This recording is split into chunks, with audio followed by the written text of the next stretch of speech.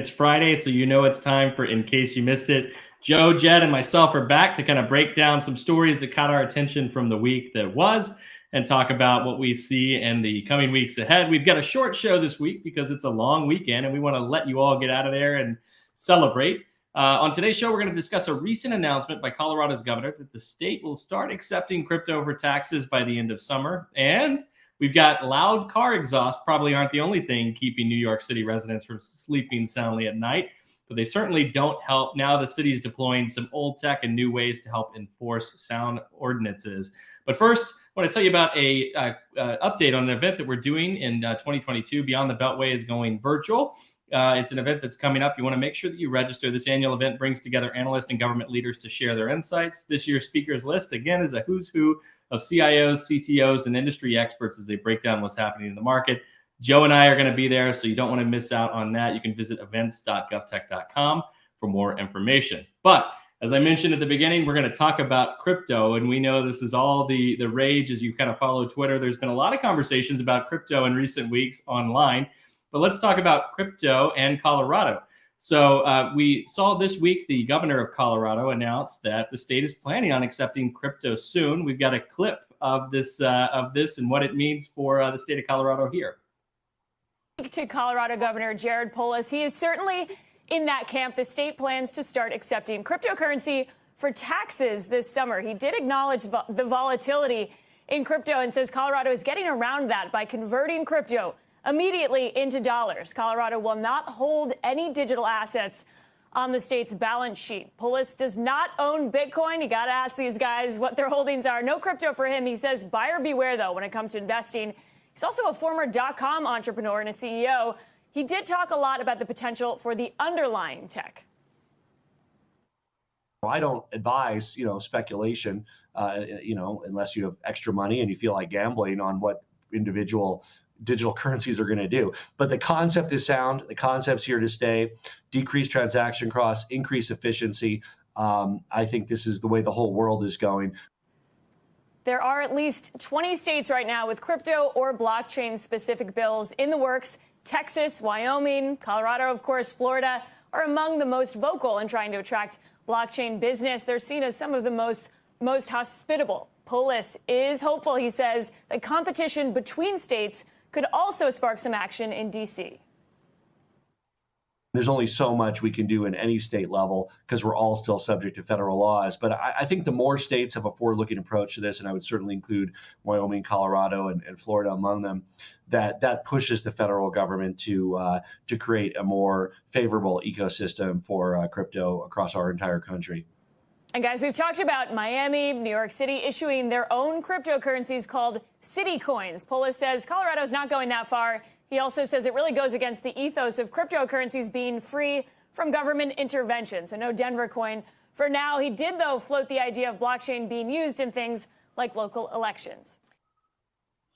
All right, guys. So what do you think about this? States are getting into it. We're starting to see a lot more chatter around not just the blockchain implications in state and local government, but now the crypto side of things. Joe, let's start with you on this one. It's interesting that there's a race to be first here, right? So the governor of Colorado mentioned Arizona and Wyoming are pretty active in this space.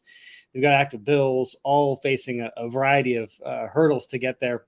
One being that states can't create their own currency there, so they're barred from doing that. As I look at it, Dustin, we've talked about blockchain and many of these underlying technologies now for quite some time. But I harken back to what we talked about a couple episodes ago. I mean, the pandemic taught us that states, localities have a tremendous amount of work to be done to address the plumbing of state and local government. So to me, this still fits in the hype category. There's so many more meaningful things that we can be doing versus working on accepting crypto payments at our state level. Yeah, I think, when you look at the underlying technology to crypto being the blockchain, there's definitely implications of that technology in government. But, the question is the technology in kind of search of a problem to solve, or is there a problem that's ready for the technology to be applied to?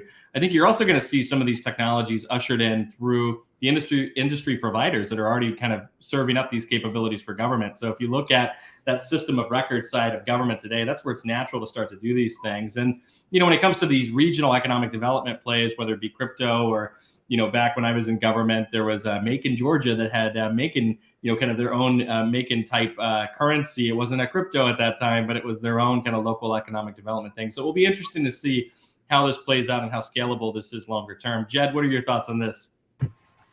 To go back to what Joe was saying about the race to be first, I really do think this is Colorado trying to flex some muscle, because usually when you hear about crypto in states, Wyoming is the one that shows up in the headlines the most. And this is just Colorado trying to announce, hey, we're actually big into this too.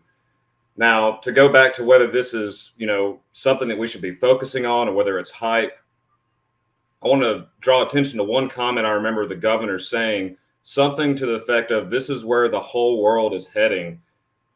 I mean, what else could that be but hype? Haven't we been hearing this for years now? And so I'm still waiting on it to be true. I'm still waiting on it to be true that everyone is really into crypto, because it really is like a very small segment of people that are into it. I think they have specific interests, sometimes specific political interests. I know libertarians are very interested in crypto because it's, divorced from the government. Now, this is not to say that crypto itself can't have any applications for government. Dustin, you already talked about the blockchain applications, but I think there's some potential for crypto to help with some government programs. One I just heard about from San Jose with their digital divide initiative. They're actually working with a company called Helium, and they are going to be mining cryptocurrency to help pay for internet bills for people who don't have service.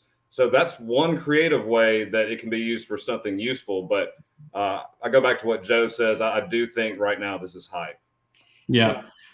One last thing on this. I mean, regardless if it's hype or my personal opinion on it, if states are moving this way, and that's, if Colorado's first or Florida or any other states that were on the map, that means that the vendor community that supports tax payments and the collection of funds are going to have to adjust their solutions now to deal with this new reality. So that's going to be fascinating to watch too. Yeah, and I think when you look at the underlying infrastructure of, like the blockchain, it works when you do it in an ecosystem or a network. So I think the one-off approach is very isolated. I mean, we saw, the implications of that when we saw some of the early blockchain experiments, even in the state of Illinois, right? They were wildly successful at showing the implications of the technology and how it could be applied to different use cases like land deeds. Where it failed is they had to manually enter and update data from some of the people that weren't participating or had access to the blockchain itself. So I think sometimes we have to think about the wider picture. Even though this is a local economic development play, it really works better when we start to think about the ecosystem of government around it and how we might be able to use it for resiliency, continuity, kind of looking at disaster recovery and how we store records differently. I think there's a lot of potential benefit there, but it works better when we do it in groups. Now, I know we want to wrap things up today with a story out of New York City. Over the weekend, someone posted this picture to Facebook, and we'll let that picture show here. So if you can't tell, it's a summons to a New York Department of Environmental Protection facility for noise testing of this person's exhaust. Apparently, it may be too loud, and it's nearly a $900 fine if this person doesn't show up. This seems to be part of a pilot program started last fall to help curb noise pollution in New York. And according to roadandtrack.com, it uses microphones attached to cameras to catch loud cars, similar to how a camera may catch a speeder or a red light violator. So guys, what do you think about this? I mean, we've seen a lot of really interesting technology that's out there. We saw the red light camera phase kind of come and go, and all the controversy that surrounded that. Good use of tech or bad use of tech? I'm a big fan of this.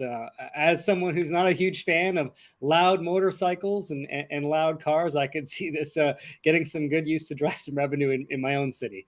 Outside of that, though, I think we've all been on the wrong end of maybe a red light camera before or a speeding camera. But personally, I think it's a good use of technology, and 2 thumbs up for me.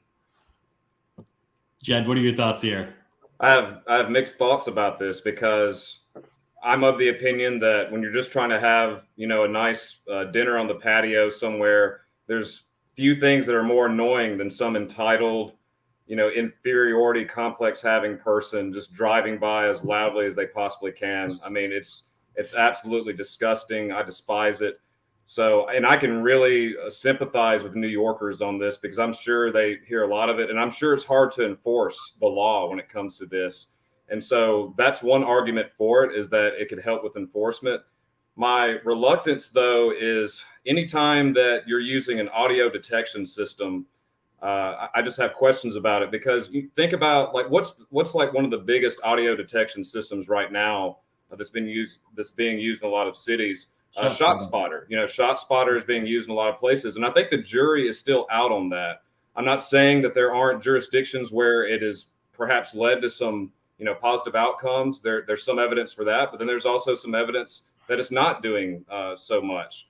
So, is there a possibility that if you have a bunch of cars at a certain intersection, could someone get, ticketed just because there's just a lot of noise in New York in general? And really, they're not the ones that are making, that are breaking the decibel level. So that's the sort of questions that I have in my head. Obviously, they're going to be looking at this for the next few months. I'll be interested to see how accurate this thing actually is. Yeah, and I think, you both made really good points about this. I mean, I think when you think about these automated enforcement technologies, there's a lot of benefits when it comes to eliminating kind of the human element and the time and kind of wasted manual cycles that are there and efficiencies that come out of it. We've seen a lot of innovation, especially with Assembly Bill 917 in California, that allows automated enforcement of people that are parked in bus lanes and other things. There's operational benefits to that technology that are very strong.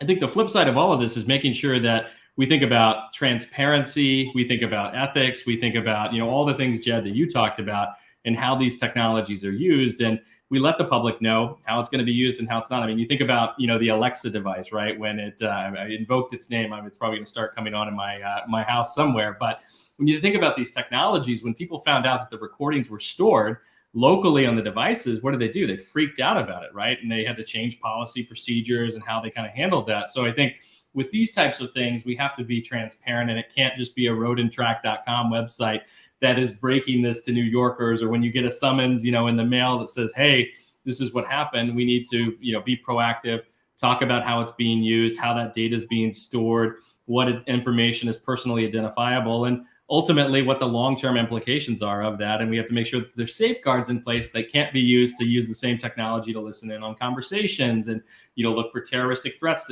that start to violate, some of our other constitutional rights. So a lot to unpack here, but definitely, an emerging technology that is creating some emerging regulatory needs when it comes to how that technology is expanded in state and local government.